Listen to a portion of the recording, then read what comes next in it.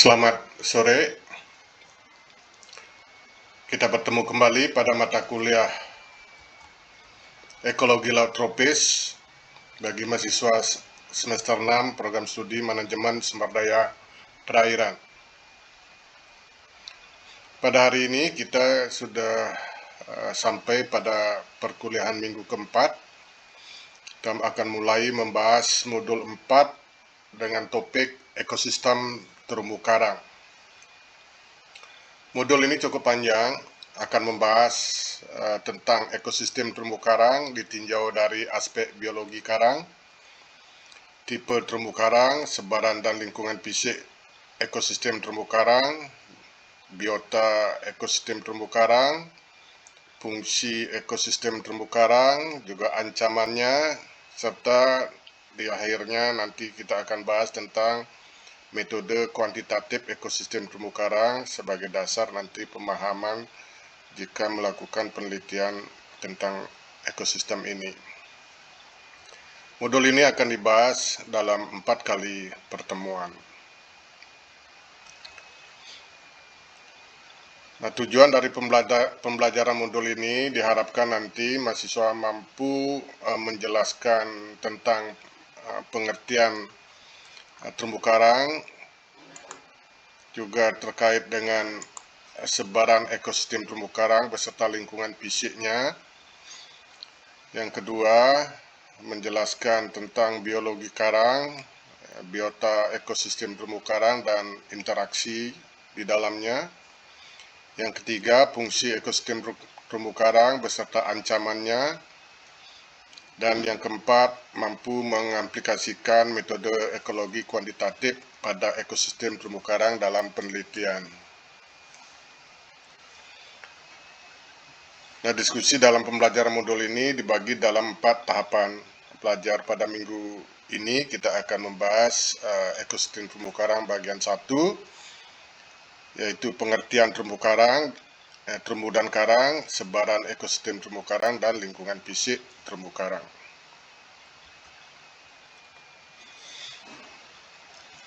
Kita mulai materi pertama, pengertian terumbu dan karang.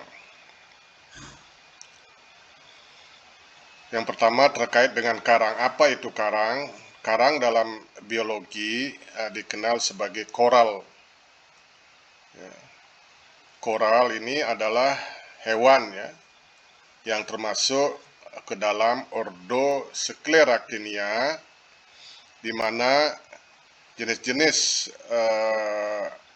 hewan yang masuk ke dalam ordo Scleractinia ini semuanya mempunyai skeleton kapur atau mempunyai kerangka kapur atau kerangka kalsium karbonat.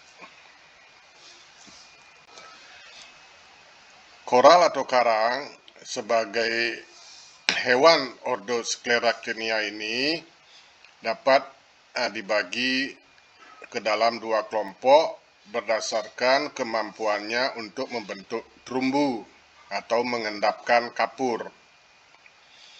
Yang pertama adalah kelompok karang hermatipik. Kelompok karang hermatipik ini disebut juga stony coral atau karang batu, di mana karang yang mampu membangun terumbu atau reef building coral. Kenapa mampu membangun terumbu atau membentuk terumbu? Karena karang hermatipik ini yang bersimbiosis dengan zooxanthella dapat menghasilkan kapur dan mengendapkannya menjadi skeleton atau kerangka. Oleh karena dia bersimbiosis dengan alga zooxanthella, maka karang ini membutuhkan sinar matahari untuk hidupnya.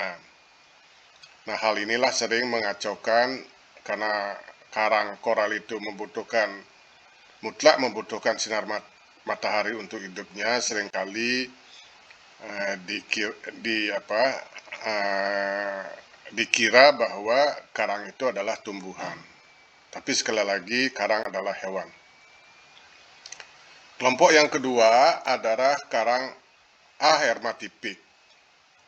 Kebalikan dari karang hermatipik, karang ahermatipik ini disebut juga non-rib building coral. Jadi karang yang tidak mampu membentuk terumbu, artinya tidak menghasilkan kapur. Ya, tidak bisa membentuk terumbu. Oleh karena itu, karena tidak ada simbiosis dengan alga zooxanthella, maka hidupnya tidak bergantung kepada sinar matahari.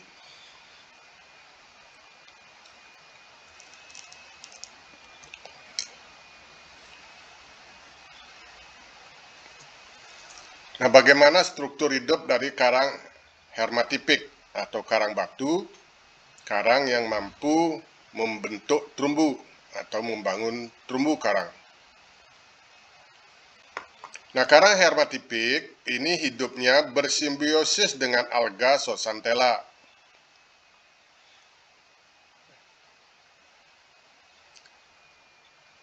Sedangkan karang ahermatipik tidak bersimbiosis dengan alga zooxanthella sehingga tidak mampu membentuk terumbu.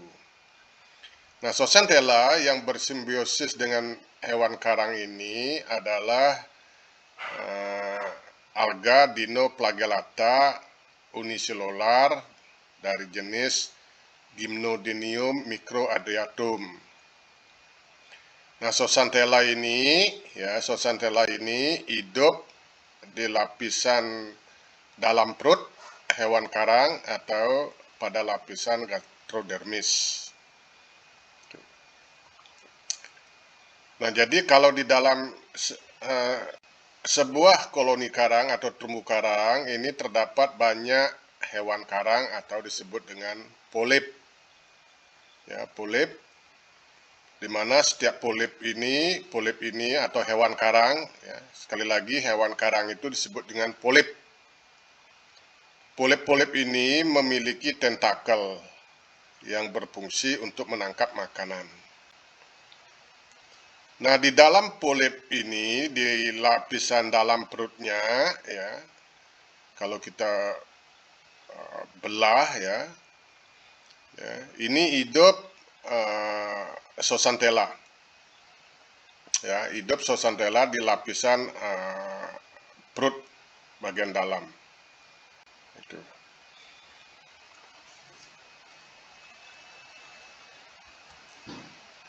Nah, bagaimana hubungan kerja simbiosis antara hewan karang dan zooxanthella?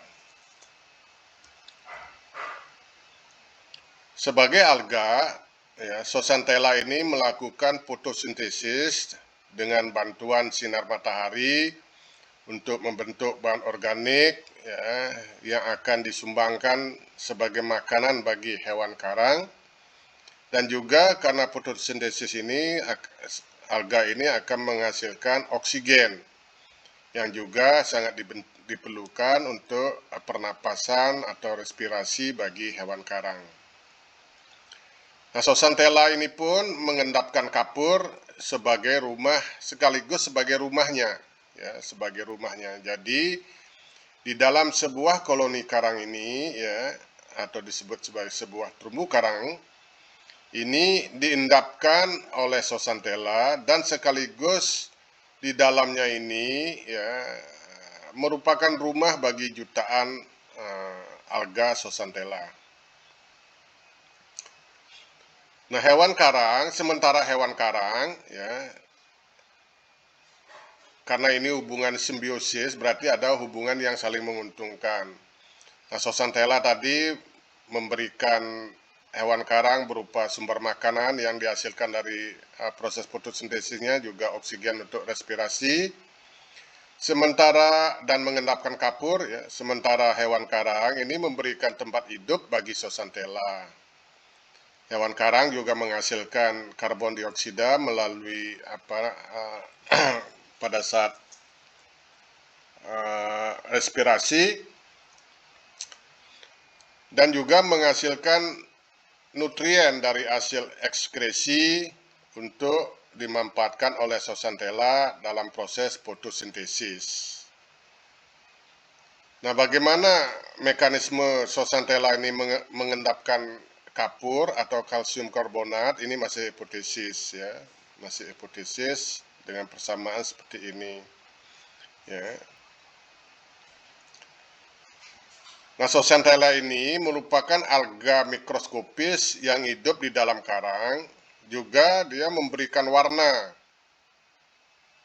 pada jenis-jenis karang ya. Jadi warnanya bermacam-macam, ini tergantung dari Zooxanthellanya. Nah, jika di samping dia memberikan makanan ya, jika Zooxanthellae ini pergi atau mati dari hewan karang, maka karang itu akan memutih, jadi kehilangan pigmen, kehilangan warna. Ini istilahnya sebagai bleaching, memutih. Nah, di sini kita bisa bedakan antara karang yang masih hidup dengan Zooxanthella dengan karang yang sudah ditinggalkan oleh Zooxanthella, dia akan berwarna putih sebagaimana kapur ya, karena ini sesungguhnya terumbu ini adalah kapur atau kalsium karbonat.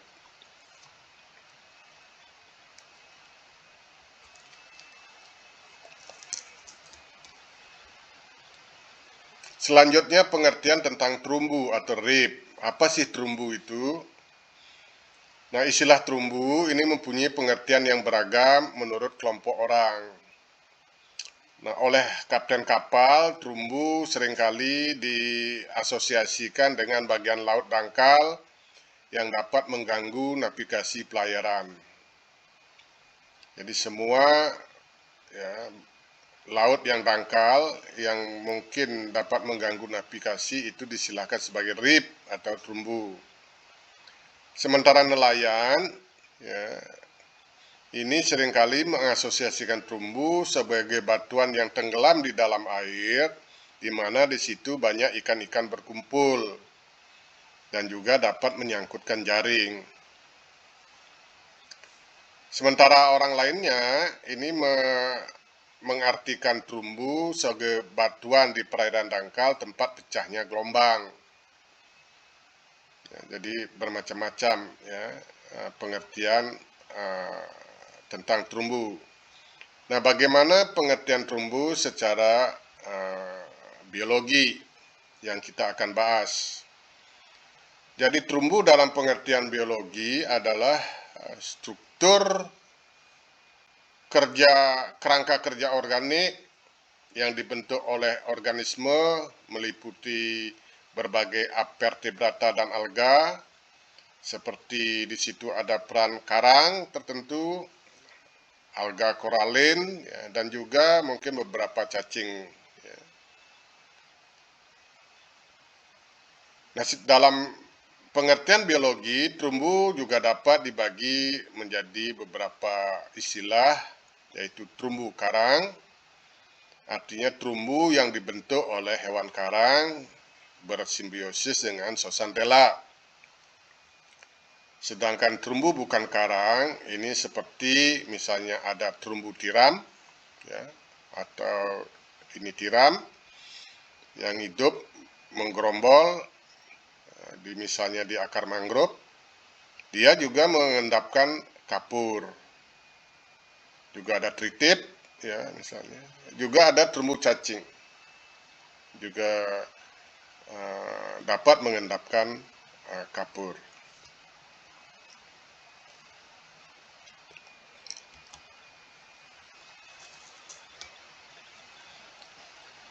Nah, dalam mempelajari ekosistem terumbu karang tidak lengkap kalau kita tidak mempelajari tipe-tipe terumbu karang. Tipe-tipe terumbu karang di dunia ini adalah berdasarkan teori Darwin, sesungguhnya sudah sangat lama, tetapi sampai sekarang masih digunakan. Nah, berdasarkan bentuk hubungan tumbuhnya terumbu karang dengan perbatasan daratan, ya, hubungan antara terumbu karang dengan perbatasan daratan, ini Darwin mengklasifikasikan 3 tipe terumbu karang. Jadi ada terumbu karang tepi atau springing reef, Ada terumbu karang penghalang atau barrier reef, ada terumbu cincin atau atol. Nah, bagaimana penjelasan masing-masing tipe terumbu karang ini? Pertama adalah terumbu tepi atau Pringing Reef. Nah, Pringing Reef ini adalah terumbu karang yang berkembang sepanjang atau dekat dengan pantai, ya, dan dengan jangkauan tumbuhnya ke arah laut dengan jarak beberapa ratus meter, di mana terumbu karang ini tumbuh langsung di tepi pantai atau berbatasan langsung dengan daratan. Tidak ada lingkungan lain ya, selain terumbu karang. Ya, jadi dia langsung tumbuh, ya, terumbu karang ini langsung tumbuh dia di pinggir pantai berbatasan dengan daratan. Tipe terumbu karang tepi ini sangat penting perannya dalam melindungi garis pantai dan lingkungan pantai dari abrasi karena dapat menahan serangan gelombang yang menghantam pantai. Jadi merupakan sistem buffer atau sistem penghalang juga ya, pelindung bagi pantai dari ancaman abrasi. Yang kedua adalah terumbu penghalang atau barrier reef. Nah, barrier reef ini adalah terumbu karang yang berkembang ya, tidak langsung di tepi pantai ya. Dia berkembang sejajar dengan garis pantai tetapi terletak membentuk jarak, ada jarak dengan pantai dan diantaranya terdapat lagun atau lingkungan lain selain terumbu karang. Ya, seperti ini ya, jadi ada lingkungan ini daratan ya, pulau. Terumbu karangnya membentuk jarak dari pantai tidak langsung di pinggir pantai dan diantaranya terdapat laguna ya, atau lagun. Nah, ini bisa contoh ini bisa kita lihat di Pantai Sanur misalnya ya. Jadi terumbu karangnya ada relatif jauh dari pantai dan diantaranya ada laguna, ada perairan dangkal. Begitu juga misalnya di Nusa Dua ya, contoh di Nusa Dua ada terumbu karang penghalang. Nah, terumbu karang penghalang ini atau barrier reef yang terkenal di dunia itu adalah yang karena panjangnya ya, terumbu karang penghalang yang paling panjang di dunia itu ada di Australia, yaitu Great Barrier Reef. Yang ketiga adalah terumbu karang cincin atau atol. Nah, atol ini adalah terumbu karang yang berbentuk cincin melingkar, tapi tidak harus lingkaran sempurna ya, yang mengelilingi batas dari pulau-pulau vulkanik yang sudah tenggelam, sehingga tidak terdapat perbatasan dengan daratan. Jadi dia tidak ada, terumbu karang atol ini tidak ada perbatasan dengan daratan, karena daratannya atau pulaunya sudah tenggelam. Seperti ini, jadi inilah terumbu karang cincin atol ya, terumbu karang yang melingkar. Sesungguhnya di sini tadinya adalah daratan yang sudah tenggelam. Nah, di Indonesia kita bisa dapati tipe terumbu karang atol ini ya, misalnya di Wakatobi ya, itu adalah atol yang dapat dikatakan atol terpanjang di Indonesia, yaitu banyak atol di Wakatobi, salah satunya misalnya atol Kaledupa. Begitu juga di Taman Nasional Taka Bonerate, ya, ada beberapa terumbu karang yang bertipe atol, ya, menyerupai cincin, di mana diperkirakan tadinya daratannya ini sudah tenggelam. Nah, itu tipe-tipe terumbu karang. Selanjutnya adalah sebaran terumbu karang. Nah, sebagai ekosistem khas tropis, ya, karena disebut sebagai ekosistem tropis, Sebaran terumbu karang dunia dipengaruhi oleh suhu air laut. Jadi suhu yang paling mempengaruhi sebaran karang secara global, di mana sebaran ekosistem ini dibatasi pada sirkum global dengan suhu permukaan laut rata-rata 20 derajat Celcius. Ya, kalau kurang dari 20 derajat Celcius, ya, ini terumbu karang tidak bisa hidup karena suhunya sudah rendah. Nah, kenapa suhu rendah tidak ada terumbu karang? Karena Zooxanthella tidak bisa hidup pada suhu rendah. Nah, kalau kita lihat peta, sebaran terumbu karang dunia ini dengan suhu rata-rata 20 derajat Celcius itu umumnya pada lintang utara dan selatan 30 derajat, baik utara maupun selatan. Secara geografis, sebaran karang di dunia ini bisa dibagi ke tiga daerah besar, yaitu daerah Pasifik, ya, daerah Pasifik, ya, ini daerah Pasifik, misalnya di Palau, ya, kemudian ada di Solomon, ya, kemudian ada daerah Karibia, ya, disebut Amerika Tengah, dan juga di Samudra Hindia, termasuk di Indonesia, Australia, ya, dan di Asia bagian Asia Selatan, misalnya di Sri Lanka, India, Maldives, ya, Maladewa. Ya. Ini sebaran terumbu karang secara global. Nah, terumbu karang membentang di sekitar 250.000 km persegi lautan. Ini luas ini kurang dari 1/10 dari 1% lingkungan laut. Namun dapat menampung sekitar 25% dari semua spesies laut yang telah diidentifikasi atau dikenal.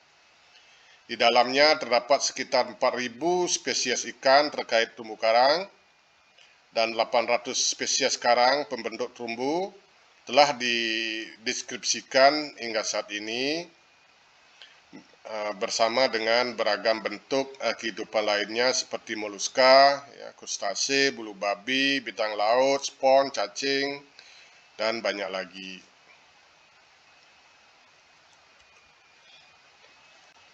Nah, Indonesia sebagai negara kepulauan di daerah tropis ini memiliki luas perairan sekitar 3,3 juta kilometer persegi, panjang garis pantai hampir 100 km, ya, dan lebih dari 13.000 pulau. Tentu ini mempunyai potensi kelautan yang besar, ya, termasuk terumbu karang. Nah, di sepanjang garis pantai dan sekeliling pulau-pulau terdapat ekosistem terumbu karang dengan luas sekitar 2,5 juta hektar, ya, tersebar dari Sabang sampai utara Jayapura, dari Miangga sampai Pulau Rote, ini sebarannya. Jadi merupakan potensi kelautan yang sangat besar. Kalau dilindungi, dikelola dengan baik, ini tentu bisa menjadi sumber kemakmuran bagi bangsa ini.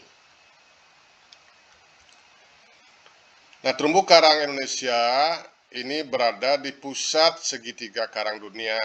Artinya Indonesia merupakan bagian dari wilayah ekoregion segitiga koral atau Coral Triangle, yang mana luasnya sekitar 73.000 km persegi.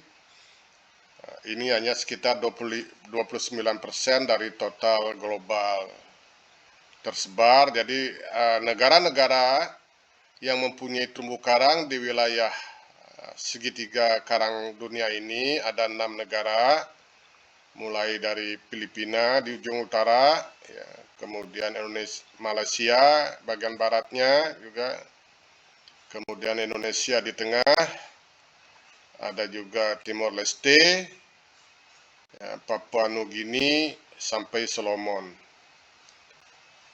Di wilayah segitiga karang inilah pusat keanekaragaman kekayaan dari terumbu karang dunia.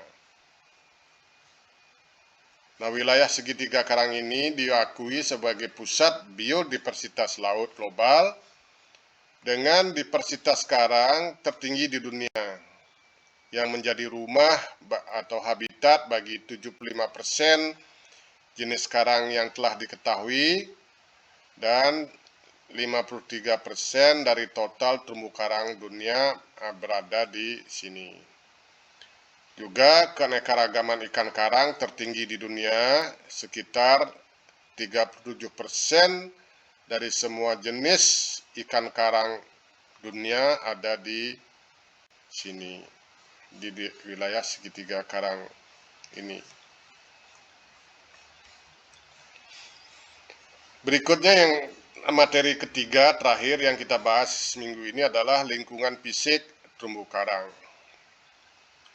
Kita sudah mempelajari sebaran terumbu karang secara global yang sangat kuat dipengaruhi oleh suhu air laut.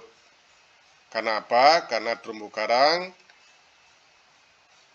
di dalamnya hidup simbiosis alga zooxanthella, yang mana alga ini hanya bisa hidup di suhu hangat, dan itu adanya di laut tropis.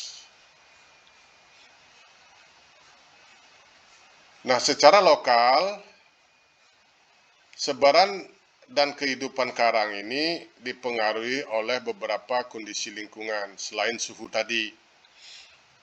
Ya, dipengaruhi oleh cahaya matahari, ya, kemudian kedalaman perairan, arus, gelombang, sedimen atau substrat dasar laut, salinitas, dan suhu air. Inilah lingkungan fisik yang paling mempengaruhi sebaran terumbu karang secara lokal di suatu wilayah atau daerah. Yang pertama adalah cahaya dan kedalaman. Jadi, sebagaimana telah dibahas di depan bahwa terumbu karang itu adalah hewan, namun dia di dalam tubuhnya ada alga simbiosis zooxanthella, maka hidupnya ini sangat tergantung kepada sinar matahari, ya, cahaya matahari. Nah, cahaya ini diperlukan oleh zooxanthella yang hidup pada jaringan hewan karang untuk berfotosintesis. Oleh karena itu, ya, sebaran terumbu karang secara lokal menurut kedalaman itu akan dipengaruhi oleh seberapa jauh, seberapa dalam cahaya matahari masih bisa tembus ke dasar laut. Nah, sehingga cahaya ini akan berkaitan dengan kedalaman perairan bagi kehidupan karang. Nah, batas kedalaman di mana karang masih dapat hidup dan tumbuh tergantung pada kedalaman penetrasi cahaya matahari. Ya. Nah, terumbu karang umumnya berkembang dengan baik pada kedalaman kurang dari 25 meter, di mana cahaya matahari masih melimpah, ya, untuk kehidupan karang dan zooxanthella di dalamnya. Namun pada pulau-pulau yang airnya jernih, mungkin berada di tengah samudra, ya, terumbu karang masih bisa berkembang pada kedalaman 70 meter. Ya, ini karena terkait pada daerah yang perairan jernih, penetrasi cahaya matahari akan semakin dalam.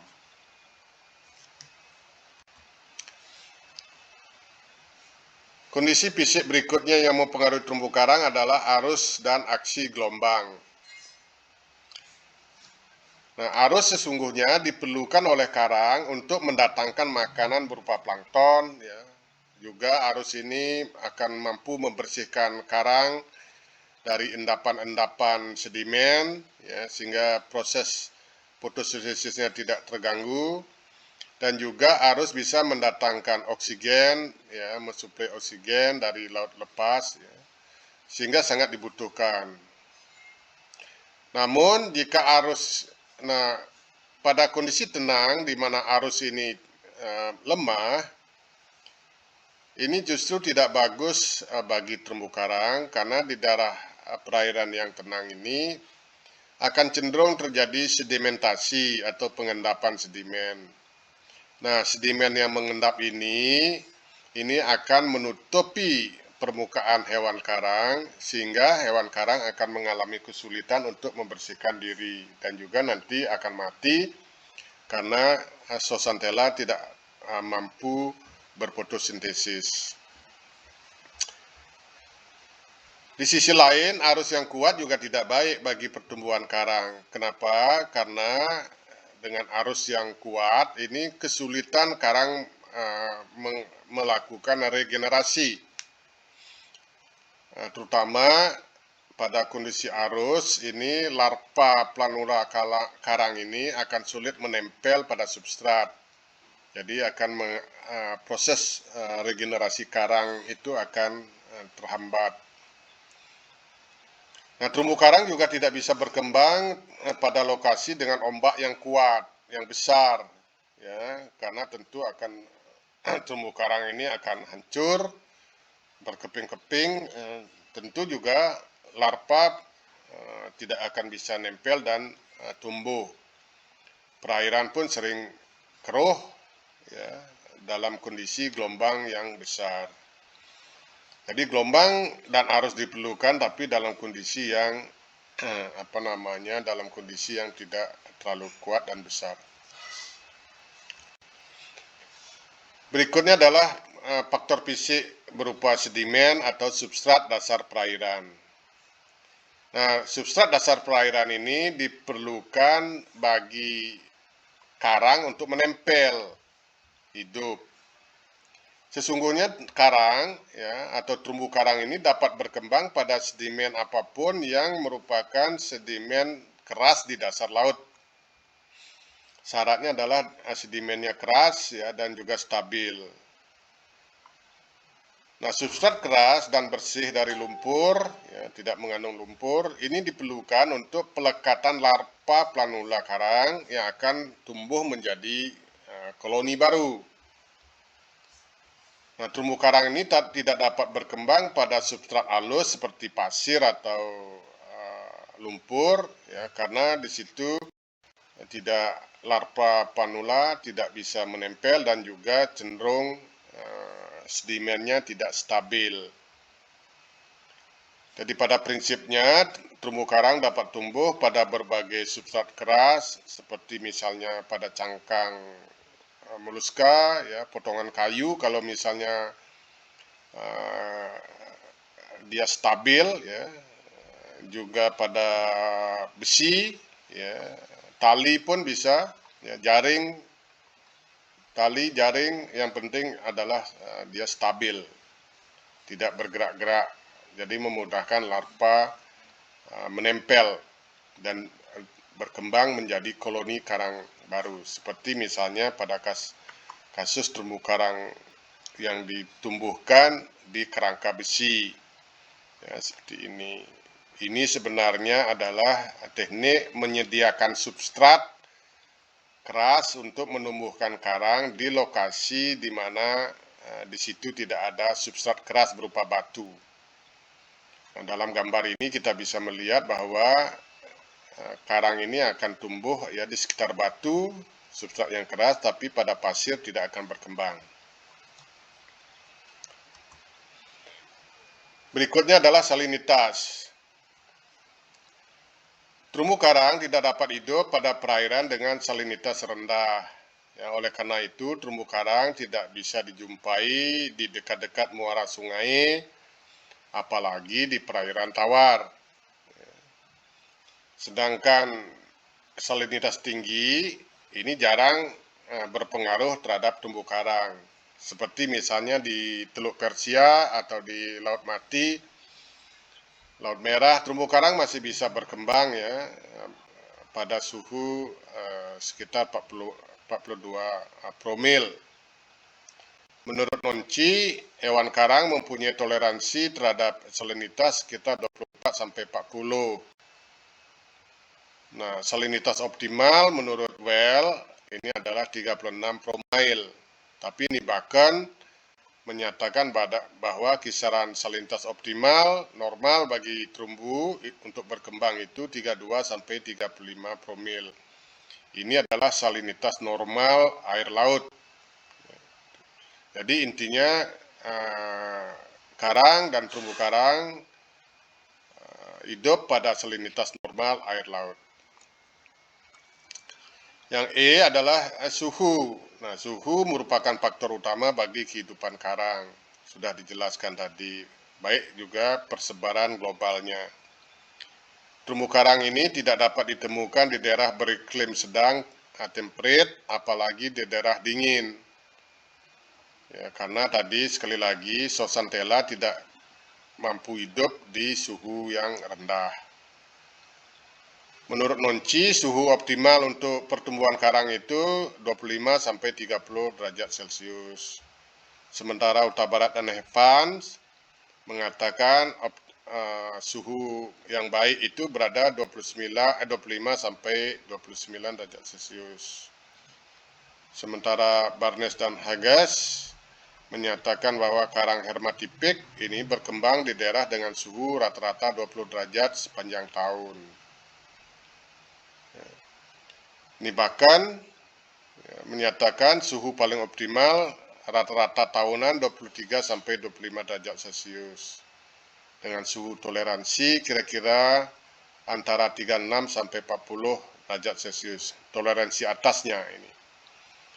Nah, peningkatan suhu akibat pemanasan global ini sangat mengancam kerusakan karang secara luas, dan ini terjadi di seluruh dunia, ya, di mana akan terjadi pemutihan karang atau coral bleaching secara massal akibat kenaikan suhu air laut. Baik, jadi demikian materi kuliah hari ini. Materinya cukup panjang. Kita akan perdalam materi ini pada sesi diskusi. Sekian dan terima kasih.